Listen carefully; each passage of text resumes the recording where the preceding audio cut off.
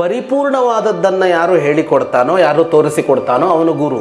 ಯಾವುದು ಅನುಭವಕ್ಕೆ ಬರುತ್ತೋ ಅದನ್ನ ಅಧ್ಯಾಪಕ ಅಂತ ಕರೀತಾರೆ, ಉಪಾಧ್ಯಾಯ ಅಂತ ಕರೀತಾರೆ. ಬೇರೆ ಬೇರೆಯವರಿಗೆ ಬೇರೆ ಬೇರೆ ಶಬ್ದಗಳಿವೆ. ಇಲ್ಲಿ ಗು ಅಂತ ಇದೆಯಲ್ಲ, ಶಬ್ದಕ್ಕರ್ಥ ಅಂಧಕಾರ, ಕತ್ತಲೆ ಅಂತ.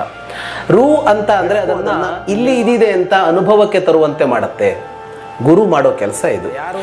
ನಿನಗೆ ಆತ್ಮಾನುಭವವನ್ನು ಮೂಡಿಸ್ತಾನೋ, ಪರಮಾತ್ಮಾನುಭವವನ್ನು ನಿನಗೆ ಉಂಟಾಗುವಂತೆ ಮಾಡುತ್ತಾನೋ, ಪ್ರಕೃತಿ ಇದೆಲ್ಲ ತನಗೆ ಗುರು ಆಯಿತು ಅಂತ ಅವರು ಹೇಳ್ತಾ ಹೋಗ್ತಾರೆ. ಯಾವುದು ಆಕಾಶ ಗುರು ಆಯಿತು ನನಗೆ, ಆಕಾಶದಿಂದ ಒಂದು ಅಂಶ ಕಲಿತೆ, ಭೂಮಿಯಿಂದ ಒಂದು ಅಂಶ ಕಲಿತೆ.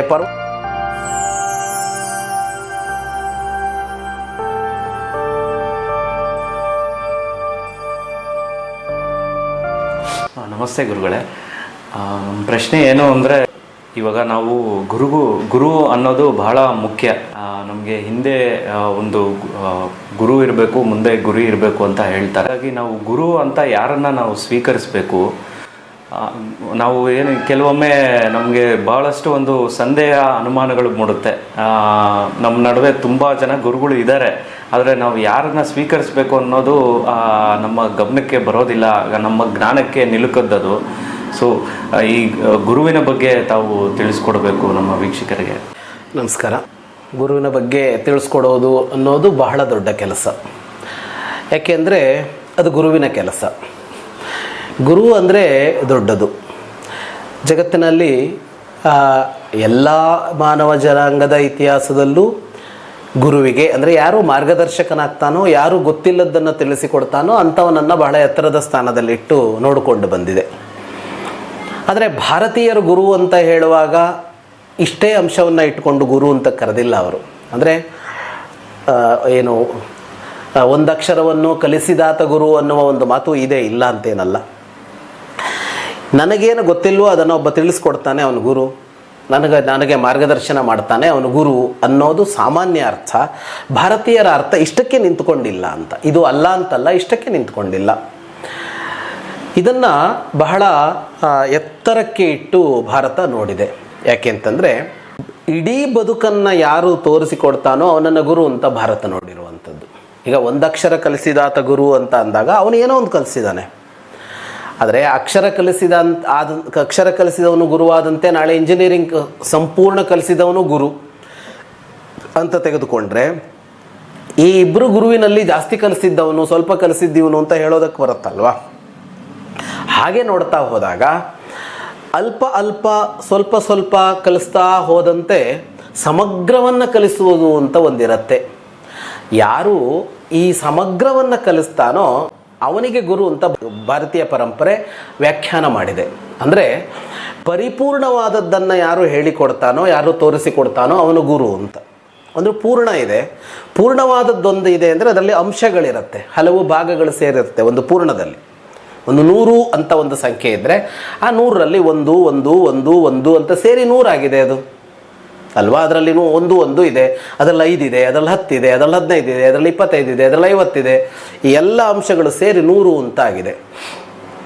ಈ 100ನ್ನು ಕಲಿಸಿಕೊಡ್ಬೇಕು ಅಂತಂದಾಗ ಈ ಸಂಖ್ಯೆಗಳನ್ನೆಲ್ಲ ಕಲಿಸೋರು ಇರ್ತಾರೆ. ಆದರೆ 100ನ್ನು ಕಲಿಸುವನೊಬ್ಬ ಇರ್ತಾನಲ್ಲ, ಅವನನ್ನು ಗುರು ಅಂತ ಭಾರತೀಯ ಪರಂಪರೆ ಹೇಳಿಕೊಟ್ಟಿದೆ ಅಂತ.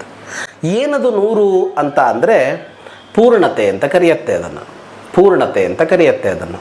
ಪೂರ್ಣತೆ ಯಾವುದು ಮನುಷ್ಯನ ಬದುಕಿನಲ್ಲಿ ಅಂತಂದರೆ ಅಧ್ಯಾತ್ಮದ ಅನುಭವ ಇದೆಯಲ್ಲ, ಅದನ್ನು ಪೂರ್ಣತೆ ಅಂತ ನಮ್ಮ ಹಿರಿಯರು ಕರೆದಿದ್ದು. ನಮ್ಮ ಬದುಕಿನ ಹಲವು ಅನುಭವಗಳಿವೆ, ನಮಗೆ ಅದು ಗೊತ್ತಾಗುತ್ತಾ ಹೋಗುತ್ತೆ, ಅದನ್ನು ಫೀಲ್ ಮಾಡ್ತಾ ಹೋಗ್ತೀವಿ, ಅದನ್ನು ತಿಳಿದುಕೊಳ್ತಾ ಹೋಗ್ತೀವಿ. ಹಾಗೆ ಆತ್ಮದ ಕುರಿತು ತಿಳಿಸಿಕೊಡಬೇಕು, ಆತ್ಮದ ಅನುಭವ ನಮಗಾಗುವಂತೆ ಮಾಡಬೇಕು. ನಮ್ಮೊಳಗೆ ಆತ್ಮವಿದೆ ಅಥವಾ ನಾವೇ ನಿಜವಾಗಿ ಆತ್ಮ, ಹೊರಗಡೆ ಇರುವ ದೇಹವೋ ಇನ್ನೊಂದೋ ಅಲ್ಲ ಅಂತ ತತ್ವಶಾಸ್ತ್ರ ಹೇಳುತ್ತಲ್ಲ. ಹೀಗೆ ಹೇಳುತ್ತೆ ಹೋದು. ಆದರೆ ಆ ಆತ್ಮ ಏನು, ಅದು ಎಲ್ಲಿದೆ, ಅದು ಹೇಗಿದೆ, ಅದು ನಮ್ಮ ಅನುಭವಕ್ಕೆ ಬರೋದು ಹೇಗೆ? ಯಾವುದು ಅನುಭವಕ್ಕೆ ಬರುತ್ತೋ ಅದನ್ನು ಮಾತ್ರ ನಾವು ತಿಳಿದುಕೊಂಡಂತೆ. ಸುಮ್ಮನೆ ಅದಿದೆ ಅಂತ ಗೊತ್ತಾದ ಮಾತ್ರಕ್ಕೆ ಅದು ಅರಿವಲ್ಲ ಅಂತ. ಹಾಗೆ ಆತ್ಮದ ಅನುಭವವನ್ನು, ಅಂದರೆ ಪರಮಾತ್ಮನ ಅನುಭವವನ್ನು ಮಾಡಿಕೊಳ್ಳೋದಿದೆಯಲ್ಲ, ಅದು ಪೂರ್ಣತೆ. ಆ ಪೂರ್ಣತೆಯನ್ನು ಯಾರು ದೊರಕಿಸಿಕೊಡ್ತಾನೋ ಅವನನ್ನು ನಮ್ಮಲ್ಲಿ ಗುರು ಅಂತ ಕರೆದಿದ್ದು. ಹಾಗಾಗಿ ನಮ್ಮಲ್ಲಿ ಬೇರೆಯವರಿಗೆ ಬೇರೆ ಬೇರೆ ಹೆಸರುಗಳಲ್ಲಿ ಕರೆದಿದ್ದಾರೆ. ಗುರು ಅಂತ ಪ್ರಧಾನವಾಗಿ ಕರೆದಿದ್ದಲ್ಲೇನೆ. ಉಳಿದವರನ್ನು ಆಚಾರ್ಯ ಅಂತ ಕರೀತಾರೆ, ಅಧ್ಯಾಪಕ ಅಂತ ಕರೀತಾರೆ, ಉಪಾಧ್ಯಾಯ ಅಂತ ಕರೀತಾರೆ. ಬೇರೆ ಬೇರೆಯವರಿಗೆ ಬೇರೆ ಬೇರೆ ಶಬ್ದಗಳಿವೆ. ಇವತ್ತು ಏನಾಗಿದೆ, ಗುರು ಅನ್ನುವ ಶಬ್ದವನ್ನು ವ್ಯಾಪಕವಾಗಿ ಎಲ್ಲರಿಗೂ ಬಳಸ್ಕೊಂಡು ಬಂದಿದ್ದೀವಿ. ಏನನ್ನು ಕಲಿಸಿದ್ರು ಗುರು ಅಂತ ಬಳಸ್ಕೊಂಡು ಬಂದಿದ್ದೀವಿ. ಇನ್ನೂ ಅದನ್ನು ತಗೊಂಡು ಹೋಗಿ ಏನು ಗುರು ಅನ್ನೋ ಮಟ್ಟಕ್ಕೂ ಅದನ್ನು ತಂದಿದ್ದೀವಿ. ಆದರೆ ಗುರು ಅವನು ಯಾರು ಅಂದರೆ ಗುಶಬ್ದಸ್ತು ಅಂಧಕಾರ ಸ್ಯಾತ್ ಋಷಬ್ದಸ್ತನ್ ನಿವರ್ತಕ ಅಂತ. ಗುರು ಅನ್ನೋವಲ್ಲಿ ಗು ಅನ್ನೋದಿದೆಯಲ್ಲ, ಇದು ಕತ್ತಲೆಯನ್ನು ಹೇಳುತ್ತೆ ನೋಡಿ. ಗುಹೆ ಅಂತ ಇದೆ, ಗುಹೆ ಅನ್ನುವಲ್ಲಿ ಅದು ಕತ್ತಲೆ ಇದೆ, ಅಲ್ಲಿ ಗು ಅಂತ ಇದೆಯಲ್ಲ, ಶಬ್ದಕ್ಕರ್ಥ ಅಂಧಕಾರ, ಕತ್ತಲೆ ಅಂತ. ರು ಅಂತ ಅಂದರೆ ಅದನ್ನು ನಿವಾರಿಸುವವನು ಅಂದರೆ ಅರ್ಥ ಏನು? ಗುರು ಅಂದರೆ ಬೆಳಕು ನೀಡುವವನು ಅಂತ. ಯಾರು ಬೆಳಕು ಕೊಡ್ತಾನೋ ಅವನು ಗುರು. ಬೆಳಕು ನೀಡೋದು ಅಂದರೆ ಏನು? ಬೆಳಕು ಏನನ್ನು ಮಾಡುತ್ತೆ ಅಂತ ಅಂದರೆ ಬೆಳಕು ಇರೋದನ್ನು ತೋರಿಸುತ್ತೆ. ಕತ್ತಲೆಗೂ ಬೆಳಕಿಗೂ ವ್ಯತ್ಯಾಸ ಏನು? ಕತ್ತಲೆಯಲ್ಲಿ ಇರುವ ವಸ್ತು ಕಾಣಿಸೋಲ್ಲ. ಎದುರಿಗೆ ಗೋಡೆ ಇದೆಯೋ, ಎದುರಿಗೆ ಮಂಚ ಇದೆಯೋ, ಏನೂ ಕಾಣಿಸೋಲ್ಲ ನಮಗೆ. ಆದರೆ ಬೆಳಕು ಏನು ಮಾಡುತ್ತೆ? ಬೆಳಕು ಅದನ್ನು ತೋರಿಸಿಕೊಡುತ್ತೆ. ಬೆಳಕು ಅದನ್ನೇನು ಸೃಷ್ಟಿ ಮಾಡೋಲ್ಲ, ಆದರೆ ಬೆಳಕು ಅದನ್ನು ಇಲ್ಲಿ ಇದಿದೆ ಅಂತ ಅನುಭವಕ್ಕೆ ತರುವಂತೆ ಮಾಡುತ್ತೆ. ಗುರು ಮಾಡೋ ಕೆಲಸ ಇದು. ಪರಮಾತ್ಮನನ್ನು ತೋರಿಸಿಕೊಡ್ತಾನೆ ಅವನು. ತೋರಿಸಿಕೊಡ್ತಾನೆ ಅಂದ್ರೇನು? ಅದರ ಅನುಭವ ನಮಗಾಗುವಂತೆ ಮಾಡ್ತಾನೆ. ತೋರಿಸಿಕೊಡೋದು ಅಂದರೆ ಇದೇನೆ. ಈಗ ಬೆಳಕು ಬಂದಾಗ ಎದುರಿಗಿದ್ದ ಗೋಡೆ ಕಾಣಿಸಿತು ಅಂದ್ರೇನು? ಕಣ್ಣಿಗೆ ಗೋಡೆಯ ಅನುಭವ ಬಂತು ಅಂತಲೇ ಅರ್ಥ. ಕಣ್ಣಿಗೆ ಅದರ ಅನುಭವ ಬಂತಲೂ ಅಂತಲೇ ಅರ್ಥ ಅದು. ಹಾಗೆ ಗುರು ಅನುಭವಕ್ಕೆ ತಂದು ಕೊಡ್ತಾನೆ. ಯಾವ ಬದುಕಿನ ಭಾಗದ ಮೇಲೆ ಕತ್ತಲೆ ಇತ್ತೋ ಕತ್ತಲೆಯನ್ನು ಸರಿಸ್ತಾನೆ. ನಮಗೆ ಸಹಜವಾಗಿ ಹೊರಗಡೆ ಅದು ಕಾಣಿಸ್ತಾ ಹೋಗುತ್ತೆ. ಪರಾಂಚಿಖಾನು ವ್ಯತರಣತ್ ಸ್ವಯಂಭೂಹು ಅಂತ. ಭಗವಂತ ಸೃಷ್ಟಿ ಮಾಡುವಾಗ ಸೃಷ್ಟಿಕರ್ತ ನಮ್ಮ ಇಂದ್ರಿಯಗಳನ್ನು ಹೊರಮುಖವಾಗಿ ಇಟ್ಟನಂತೆ. ಹಾಗಾಗಿ ಎದುರಿಗಿರೋದು ಕಾಣಿಸುತ್ತೆ ನಮಗೆ. ನಮ್ಮ ಕಣ್ಣು, ಕಿವಿ, ಮೂಗು, ಬಾಯಿಗಳಿಗೆ ಅದಕ್ಕೆ ಎದುರು ಯಾವುದಿರುತ್ತೋ ಅದು ಕಾಣಿಸ್ತಾ ಹೋಗುತ್ತೆ. ಕಣ್ಣಿಗೆ ಹಿಂದಿರೋದು ಕಾಣಿಸೋದಿಲ್ಲ, ಮುಂದಿರೋದು ಮಾತ್ರ ಕಾಣಿಸುತ್ತೆ. ಹಾಗಾಗಿ ಏನಾಗುತ್ತೆ, ನಮಗೆ ಹಿಂದಿರೋದು ಕತ್ತಲೆ ಕಾಣಿಸೋಲ್ಲ. ಕಣ್ಣು ಇಲ್ಲಿರೋದನ್ನು ನೋಡ್ತಾ ಇದೆ, ಕಣ್ಣು ತಿರುಗಿ ನಮ್ಮ ಒಳಗೇನಿದೆ ಅಂತ ನೋಡೋದಿಲ್ಲ. ಇಲ್ಲೇ ಇದೆ, ಇದೇ ದೇಹದಲ್ಲಿದೆ, ಅಷ್ಟು ದೂರದಲ್ಲಿರೋದನ್ನು ನೋಡುವ ಕಣ್ಣು ಸ್ವಲ್ಪ ಹಿಂದಿರುಗಿದ್ರೆ, ಒಂದು ಅಂಗುಲ ಹಿಂದಿರುಗಿದ್ರೆ ಸಾಕು, ಇಲ್ಲಿ ಕಾಣಿಸತ್ತಲ್ಲ, ಅದಕ್ಕೆ ಕಾಣಿಸಲ್ಲ. ಯಾಕೆಂದರೆ ಇದನ್ನು ಹೊರಮುಖವಾಗಿ ಸೃಷ್ಟಿ ಮಾಡಲಾಗಿದೆ. ಹಾಗಾಗಿ ಒಳಭಾಗ ಕತ್ತಲೆಯಲ್ಲಿದೆ. ಈ ಕತ್ತಲೆ ಮೇಲೊಂದು ಬೆಳಕು ಬಿದ್ದಾಗ, ಅಂದರೆ ಒಂದು ದೃಷ್ಟಿ ಬಿದ್ದಾಗ ಅದು ಗೊತ್ತಾಗತ್ತೆ ನಮಗೆ. ಇದನ್ನು ತೋರಿಸುವನನ್ನು ನಮ್ಮಲ್ಲಿ ಗುರು ಅಂತ ಕರೆದಿದ್ದಾರೆ. ಹಾಗಾಗಿಯೇ ಗುರು ಬಹಳ ಶ್ರೇಷ್ಠವಾದವನು ಅಂತ. ಗುರು ಬಹಳ ಶ್ರೇಷ್ಠವಾದವನು. ಈ ಗುರು ಯಾರು ಹಾಗಿದ್ರೆ ಅಂತಂದರೆ ಒಂದು ಸಾಲಲ್ಲಿ ಹೇಳಿ ಮುಗಿದೋಗ್ಬಿಡತ್ತೆ. ಯಾರು ನಿನಗೆ ಆತ್ಮಾನುಭವವನ್ನು ಮೂಡಿಸ್ತಾನೋ, ಪರಮಾತ್ಮಾನುಭವವನ್ನು ನಿನಗೆ ಉಂಟಾಗುವಂತೆ ಮಾಡುತ್ತಾನೋ, ಪರಮಾತ್ಮಾನುಭವಕ್ಕೆ ನಿನ್ನನ್ನು ಸಿದ್ಧಪಡಿಸ್ತಾನೋ ಅವನು ಗುರು ಅಂತ ಹೇಳಿ ಮುಗಿಯತ್ತೆ. ಆದರೆ ಹೀಗೆ ಹೇಳಿದ್ರಿಂದಾಗಿ ಏನನ್ನು ಹೇಳಿದಂತೆಯೂ ಹೇಳದಂತೆಯೂ ಆಗಿಬಿಡತ್ತೆ. ಅವನು ಯಾರು ಅಂತ ಒಂದು ಹೇಳಬೇಕಲ್ಲ ಅನ್ನುವ ಪ್ರಶ್ನೆ ಬರುತ್ತೆ. ಇದು ಬಹಳ ಜಟಿಲ ಪ್ರಶ್ನೆ. ಯಾರು ಗುರು ನಿನಗೆ ಅಂತ ಅಂದರೆ, ನಿನ್ನ ಗುರುವನ್ನು ನೀನೇ ಹುಡುಕಿಕೊಳ್ಳಬೇಕು ಅಂತ ನಮ್ಮ ಪೂರ್ವಜರು ತೋರಿಸಿ. ಒಬ್ಬ ಗುರು ಇರ್ತಾನೆ, ನೀನು ಹುಡುಕಿಕೊಳ್ಳಬೇಕು, ಅವನನ್ನು ಹುಡುಕಿಕೊಳ್ಳಬೇಕಾಗತ್ತೆ ಅಂತ. ಅಂಥ ಗುರು ಒಬ್ಬ ಶಿಷ್ಯನಿಗೆ, ಅರಸುವವನಿಗೆ ಸಿಗಬೇಕು ಅನ್ನೋದು ಅವನ ಮಹಾ ಯೋಗ. ಅದು ಯೋಗ ಬರಬೇಕು. ಜನ್ಮ ಜನ್ಮಾಂತರಗಳ ಕಾಲ ಅವನು ಹುಡುಕ್ತಾ ಇರಬೇಕು, ತಪ್ಪಿಸ್ತಾ ಇರಬೇಕು, ಪ್ರಯತ್ನಿಸ್ತಾ ಇರಬೇಕು. ಆಗ ಒಬ್ಬ ಗುರು ಅವನಿಗೆ ಸಿಗ್ತಾನೆ ಅಂತ ಇರೋದು ಅಮೂಲ್ಯವಾದದ್ದು. ಸುಲಭಕ್ಕೆ ಸಿಕ್ಕೋದಿಲ್ಲ, ಸುಲಭಕ್ಕೆ ದಕ್ಕೋದಿಲ್ಲ. ಅದು ಅಷ್ಟು ನಮ್ಮೊಳಗೆ ಹಪಹಪಿತನ ಬೇಕು, ಬೇಕು ಬೇಕು ಬೇಕು ಬೇಕು ಅಂತ ಅನ್ನಿಸ್ಬೇಕು. ಯಾರು ಬೇಕು ಅಂತ? ಗುರು ಬೇಕು, ಗುರು ಬೇಕು, ಗುರು ಬೇಕು ಅಂತ ಅನ್ನಿಸ್ತಾ ಹೋಗಬೇಕು. ಬದುಕಿನ ಬೇರೆ ಯಾವುದಕ್ಕೂ ಕೊಡದ ಸ್ಥಾನವನ್ನು ಅದಕ್ಕೂ ಕೊಟ್ಕೋಬೇಕು. ಅದು ಒಂದು ಇರಲಿ ಬಿಡು ಅನ್ನೋ ಥರ ಅಲ್ಲ. ಮನೇಲಿ ವಸ್ತು ತಂದಿಟ್ಕೋತೀವಿ, ಎಷ್ಟೋ ವಸ್ತು ತಂದಿಟ್ಕೋತೀವಿ. ಇದು ಒಂದಿರಲಿ, ಇದು ಒಂದಿರಲಿ, ಅದು ಒಂದಿರಲಿ. ಅಥವಾ ಬದುಕಿನಲ್ಲಿ ಹಲವು ಜನರನ್ನು ಬಿಟ್ಕೋತೀವಿ. ಬಾಂಧವ್ಯ, ಯಾರೋ ರಕ್ತ ಸಂಬಂಧಿಗಳಿರ್ಬೋದು, ಸಂಗಾತಿ ಇರ್ಬೋದು, ಮಕ್ಕಳಿರ್ಬೋದು, ತಂದೆ ತಾಯಿ ಇರ್ಬೋದು, ಗೆಳೆಯರಿರ್ಬೋದು, ಹಿತೈಷಿಗಳಿರ್ಬೋದು, ಎಷ್ಟೋ ಜನರನ್ನು ತುಂಬಿಕೊಳ್ತೀವಲ್ಲ. ಇದರಲ್ಲಿ ಇವರೊಬ್ಬರೇ ನನ್ನ ಬದುಕಿಗೆ ಅಂತ ಇರತ್ತಾ ಅಂದರೆ ಇರೋಲ್ಲ. ಇವರು ಇರಲಿ, ಉಪಯೋಗಕ್ಕಾಗ್ತಾರೆ. ಇವ್ರದ್ದೊಂದು ಪರಿಚಯ ಇಟ್ಕೊಳ್ಳೋಣ, ಒಂದು ವಿಸಿಟಿಂಗ್ ಕಾರ್ಡ್ ಇಟ್ಕೊಳ್ಳೋಣ, ಯಾವತ್ತಾರು ಉಪಯೋಗಕ್ಕೆ ಬರುತ್ತೆ ಅಂತ ಇಟ್ಕೋತೀವಲ್ಲ. ಹಾಗಲ್ಲ. ಗುರು ಹೇಗೆ ಅಂದರೆ ಅವನೇ ಬೇಕು ಮತ್ತು ಅವನೊಬ್ಬನೇ ಬೇಕು ಬದುಕಿಗೆ ಅಂತಂದಾಗ ಮಾತ್ರ ಅವನು ಸಿಗ್ತಾನೆ. ಆ ಹುಡುಕಾಟ, ಆ ತಪನೆ ಅಂದರೆ ತಾಪ, ಕುದಿಬೇಕು. ಗುರು ಬೇಕು, ಗುರು ಸಿಕ್ಕಿಲ್ಲ, ಗುರು ಬೇಕು, ಗುರು ಸಿಕ್ಕಿಲ್ಲ ಅಂತ ಜನ್ಮ ಜನ್ಮಾಂತರಗಳ ಕಾಲ ತಪನೆ ಇದ್ದರೆ, ಹಾಗೆ ತಪಸ್ಸು ಮಾಡಿದರೆ, ಹಾಗೆ ಬಯಸಿದರೆ ಆ ಗುರು ಸಿಗ್ತಾನೆ. ಹಾಗಾಗಿ ಗುರುವಿಗಾಗಿ ಯಾರಿಗೆ ಗುರು ಸಿಕ್ಕಿಲ್ವೋ ಅವನು ಹುಡುಕ್ತಲೇ ಇರಬೇಕಾಗತ್ತೆ, ಆದರೆ ಅವನು ಸಿಗುವವರೆಗೆ ಏನು ಮಾಡಬೇಕು ಅಂತ ಅಂದರೆ, ಯೋಗ್ಯ ಗುರುವನ್ನು ನಮಗೆ ದೊರಕಿಸಿಕೊಡೋದಕ್ಕೆ ಬೇಕಾಗುವ ಬೇರೆ ಗುರುಗಳನ್ನು ಹುಡ್ಕೋಬೇಕು ಅಂತ ನಮ್ಮ ಪರಂಪರೆ ಹೇಳುತ್ತೆ. ಅವನು ಸಿಕ್ಕಲಿಲ್ಲ, ಏನು ಮಾಡ್ತೀಯಾ ಅಂತ ಅಂದರೆ, ಯಾವುದೋ ಗ್ರಂಥವನ್ನಿಟ್ಕೋ, ಅದೇ ಗುರುವಾಗತ್ತೆ ನಿನಗೆ. ವೇದವನ್ನಿಟ್ಕೋ, ಅದೇ ಗುರುವಾಗತ್ತೆ. ಇನ್ಯಾವುದೋ ಒಂದು ಗ್ರಂಥ ಇದೆ, ಅದು ಗುರುವಿನ ಕುರಿತು ಮಾತನಾಡುತ್ತೆ, ಅಥವಾ ಆತ್ಮದ ಕುರಿತು ಮಾತಾಡುತ್ತೆ, ಪರಮಾತ್ಮನ ಕುರಿತು ಮಾತನಾಡುತ್ತೆ, ಸಾಧನೆಯ ಕುರಿತು ಮಾತನಾಡುತ್ತೆ, ಸಾಧಕರ ಕುರಿತು ಮಾತನಾಡುತ್ತೆ ಅಂತಂದರೆ, ಅದು ಸಿಗುವವರೆಗೆ ಇದನ್ನೇ ಗ್ರಂಥವನ್ನೇ ಗುರುವಾಗಿಟ್ಕೋ. ನಮ್ಮಲ್ಲಿ ಸಿಖ್ ಸಮುದಾಯದಲ್ಲಿ ಗುರು ಗ್ರಂಥ ಸಾಹೇಬ್ ಅಂತ ಕರೀತಾರೆ. ಗ್ರಂಥವನ್ನು ಗುರು ಅಂತಲೇ ಹೆಸರಿಸಿದೆ, ಅದು ಭಾರತೀಯ ಪರಂಪರೆಯಲ್ಲೇ ಇರುವಂಥದ್ದು. ಗ್ರಂಥವೇ ಗುರುವಾಗತ್ತೆ ಅಂತನ್ನೋದು. ಇದೇ ಮಾರ್ಗದಲ್ಲಿ ಬೇಕಾದ ಪಾಠವನ್ನು ಹೊರಗಿನದ್ದು ಬೇರೆ ಏನೆಲ್ಲ ಕೊಡುತ್ತೆ ಅನ್ನೋದನ್ನು ಗುರುವಾಗಿಸಿಕೊಳ್ಬೋದು ಅಂತ. ನಮಗೆ ಭಾಗವತದಲ್ಲೊಂದು ಕಥೆ ಬರುತ್ತೆ, ಅವಧೂತ ಕಥೆ ಅಂತ. ಅದು ದತ್ತಾತ್ರೇಯರ ಕಥೆ. ಅದು ಅವರು ನಿನಗೆ ಯಾರು ಗುರು ಅಂತ ಒಬ್ಬ ಕೇಳಿದಾಗ, ನನ್ನ ಬದುಕಿನಲ್ಲಿ ಯಾರೆಲ್ಲ ಗುರುವಾದರು ಅಂತ ಹೇಳ್ತಾರೆ. ಅವರು 24 ಜನರನ್ನು ಹೆಸರಿಸ್ತಾರೆ. ಅವರು ನನಗೆ 24 ಜನ ಗುರುಗಳಾದರು ಅಂತ. ಆದರೆ 24 ಜನ ಯಾರು ಅಂತ ಅಂದರೆ, ಅಧ್ಯಾತ್ಮವನ್ನು ಉಪದೇಶಿಸಿದ ಗುರು ಅಲ್ಲ ಅಲ್ಲಿ ಕಾಣಸಿಕ್ಕಿದ್ದು. ಯಾರೋ ಜನಸಾಮಾನ್ಯರು, ಯಾವುದೋ ವಸ್ತು, ಪ್ರಕೃತಿ, ಇದೆಲ್ಲ ತನಗೆ ಗುರುವಾಯಿತು ಅಂತ ಅವರು ಹೇಳ್ತಾ ಹೋಗ್ತಾರೆ. ಯಾವುದೋ ಆಕಾಶ ಗುರುವಾಯಿತು ನನಗೆ, ಆಕಾಶದಿಂದ ಒಂದು ಅಂಶ ಕಲಿತೆ, ಭೂಮಿಯಿಂದ ಒಂದು ಅಂಶ ಕಲಿತೆ, ಪರ್ವತದಿಂದ ಒಂದು ಅಂಶ ಕಲಿತೆ, ಒಬ್ಬ ವೇಷೆಯನ್ನು ನೋಡಿಯೂ ಒಂದು ಅಂಶ ಕಲಿತೆ ನಾನು ಅಂತ, ಅವಧೂತನಾಗೋದಕ್ಕೆ ಅಂತ ಹೇಳ್ತಾ ಹೋಗ್ತಾರೆ. ಅಂದರೆ ಗುರುತ್ವ ವ್ಯಾಪಿಸಿದೆ ಅಂತ ಆ ತತ್ವ ಹೇಳುತ್ತೆ ಅಲ್ಲಿ. ಗುರು ಪರಿಪೂರ್ಣನಾಗಿರ್ತಾನಲ್ಲ, ಅವನ ಅಂಶಗಳಿವೆ ಅಲ್ಲ, ಅವೆಲ್ಲ ಕಡೆಗೂ ಇದೆ. ನಿನಗೆ ಗುರುತಿಸೋದಕ್ಕೆ ಬರಬೇಕು. ಹಾಗೆ ಗುರುತಿಸೋದಕ್ಕೆ ಬಂದರೆ ನಿನಗೆ ಸೃಷ್ಟಿಯೇ ಗುರುವಾಗಿಬಿಡತ್ತೆ, ಪ್ರಕೃತಿಯೇ ಗುರುವಾಗಿಬಿಡತ್ತೆ. ಅಲ್ಲಿಯ ಒಂದು ಅಂಶ, ಇಲ್ಲಿಯ ಒಂದು ಅಂಶ, ಇಲ್ಲಿಯ ಒಂದು ಅಂಶ ಎಲ್ಲ ಸೇರಿಕೊಂಡು ನೀನೇ ಗುರುವಾಗಿ ಬಿಡಬಹುದು ಅಂತ ಅವಧೂತರ ಕಥೆಯ ಮೂಲಕ ಭಾಗವತ ನಮಗೆ ತಿಳಿಸಿಕೊಡತ್ತೆ. ಹಾಗಾಗಿ ಪರಿಪೂರ್ಣನಾದ ಗುರುವನ್ನು ಅರಸ್ತಾ ಇರಬೇಕು. ಆದರೆ ಗುರುವಿನ ಗುಣಗಳು ಯಾವುದು ಅಂತ ಮೊದಲು ತಿಳ್ಕೋಬೇಕು. ಒಬ್ಬ ಗುರುವಿನಲ್ಲಿ ಏನಿರುತ್ತೆ ಅಂತ, ಅವನು ಪೂರ್ಣ ಅಂತಂದರೆ ಅವನಲ್ಲಿ ಏನಿದೆ ಅಂತ ಅಂದಾಗ ಅದು ಇಲ್ಲೆಲ್ಲಿ ಸಿಗತ್ತೆ ಅಂತ ಹುಡುಕಬೇಕು, ಅದನ್ನು ಸ್ವೀಕಾರ ಮಾಡಬೇಕು. ಅವನನ್ನು ಗುರುವಾಗಿ ಸ್ವೀಕರಿಸು ಅಂದರೆ ಏನು? ನಮ್ಮಲ್ಲಿ ಭಾಷೆ ಬಳಸೋದು ಹಾಗೇನೆ, ಗುರುವಾಗಿ ಸ್ವೀಕರಿಸೋದು, ಶಿಷ್ಯನಾಗಿ ಸ್ವೀಕರಿಸೋದು ಅಂತ. ಸ್ವೀಕರಿಸೋದು ಅಂದರೆ ಏನು ಅರ್ಥ ಅಂದರೆ, ಆಹಾರ ಸ್ವೀಕರಿಸೋದು ಅಂತ ಹೇಳ್ತೀವಿ. ಆಹಾರವನ್ನು ಸ್ವೀಕರಿಸೋದು, ಗುರುವನ್ನು ಸ್ವೀಕರಿಸೋದು ಅಂದರೆ ಏನು? ಆಹಾರ ಸ್ವೀಕರಿಸೋದು ಅಂದರೆ ಏನು ಮಾಡ್ತೀವಿ? ಅದನ್ನು ನಮ್ಮೊಳಗೆ ಇಳಿಸಿಕೊಳ್ತೀವಿ, ನಮ್ಮೊಳಗೆ ಜೀರ್ಣ ಮಾಡಿಕೊಳ್ತೀವಿ, ಮತ್ತು ಆ ಆಹಾರವೇ ನಾವಾಗಿ ಬಿಡ್ತೀವಿ. ಅಂದರೆ ಆಹಾರವೇ ನಮ್ಮ ಕಣಗಳಾಗತ್ತೆ. ನಮ್ಮ ಮನಸ್ಸು, ನಮ್ಮ ದೇಹ ಎಲ್ಲ ಯಾವುದು ಅಂದರೆ ನಾವು ತಿಂದ ಆಹಾರವೇ. ಸ್ವೀಕರಿಸೋದು ಅಂದರೆ ಅದು ಯಾವುದು ನಮ್ಮೊಳಗೆ ಬಂತೋ ನಾವೇ ಅದಾಗೋದು, ಅದೇ ನಾವಾಗೋದು.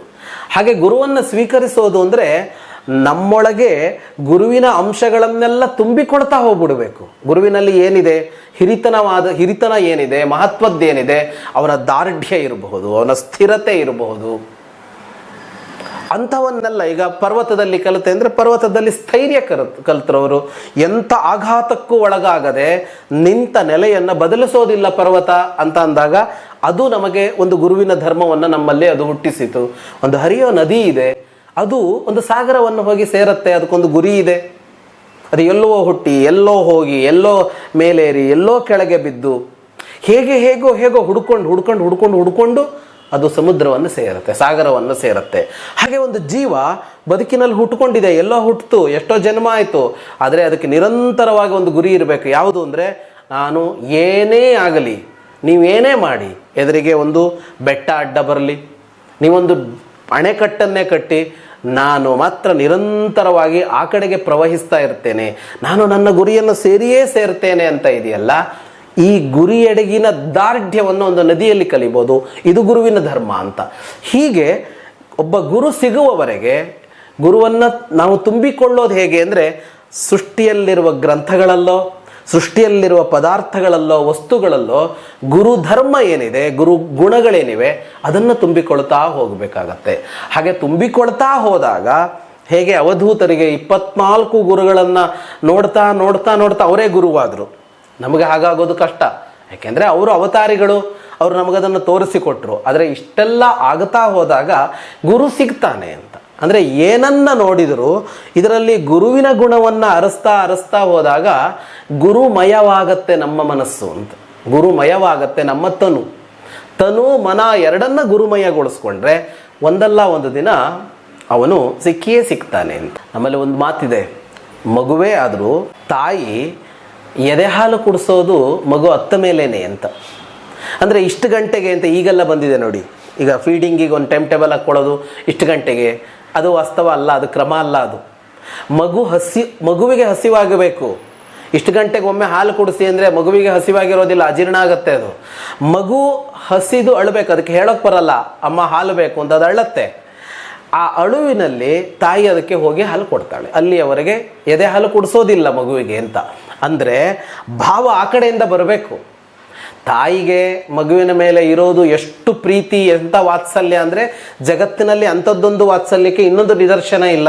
ಒಂದು ಮಗುವನ್ನು ಹೆತ್ತ ಮೇಲೆ ತಾಯಿ ಮಗು ಸದೃಢವಾಗುವ ತನಕ ಅವಳ ಬದುಕಿನಲ್ಲಿ ಮಗುವನ್ನು ಬಿಟ್ಟು ಬೇರೆ ಏನೂ ಇಲ್ಲ ಅವಳಿಗೆ.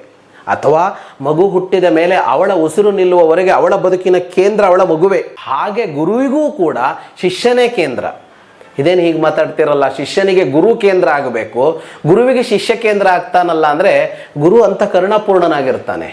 ಅವನಿಗೆ ಶಿಷ್ಯನೇ ಕೇಂದ್ರ. ಶಿಷ್ಯನ ಬದುಕಿಗೆ ಒಳಿತಾಗಬೇಕು, ಅವನನ್ನು ದೃಢಗೊಳಿಸಬೇಕು, ಅವನನ್ನು ಸಮರ್ಥನನ್ನಾಗಿಸಬೇಕು, ಅವನನ್ನು ದಾರಿಗೆ ತರಬೇಕು, ಅವನನ್ನು ಗುರಿಗೆ ಸೇರಿಸಬೇಕು ಅಂತಲೇ ಅವನ ಪ್ರಯತ್ನ ಇರುತ್ತೆ. ಅಂಥ ಗುರುವು, ಇಂಥ ವಾತ್ಸಲ್ಯಮಯಿ ಗುರುವು ಕೂಡ ಶಿಷ್ಯ ಅಳುವವರೆಗೆ ಕೊಡೋದಿಲ್ಲ, ಶಿಷ್ಯ ಅಳುವವರೆಗೆ ಬರೋದಿಲ್ಲ. ಹಾಗೆ ಗುರುವಿಗಾಗಿ ಈ ತಪನೆಗಳಾದಾಗ ಗುರು ತನ್ನಷ್ಟಕ್ಕೆ ಬರುತ್ತಾನೆ. ಎಲ್ಲ ಕಡೆಯಲ್ಲಿ ಗುರುವಿನ ಗುಣಧರ್ಮಗಳನ್ನು ನೋಡ್ತಾ ಇದ್ದಾಗ ಆ ಗುರು ಸಿಗ್ತಾನೆ. ಗುರು ಅಂದರೆ ಇಂಥವನು, ಇಂಥ ಗುರುವನ್ನು ಪ್ರತಿ ಜೀವಿಯೂ ಪಡೆದುಕೊಳ್ಬೇಕು.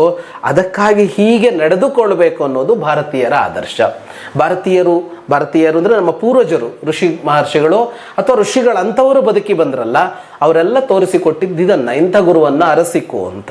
ಹಾಗಾಗಿ ನಮ್ಮಲ್ಲಿ ಗುರು ಅಂದರೆ ಅಧ್ಯಾತ್ಮವನ್ನು ಹೇಳುವವನು ಗುರು ಅಂತಲೇ ಇವತ್ತು.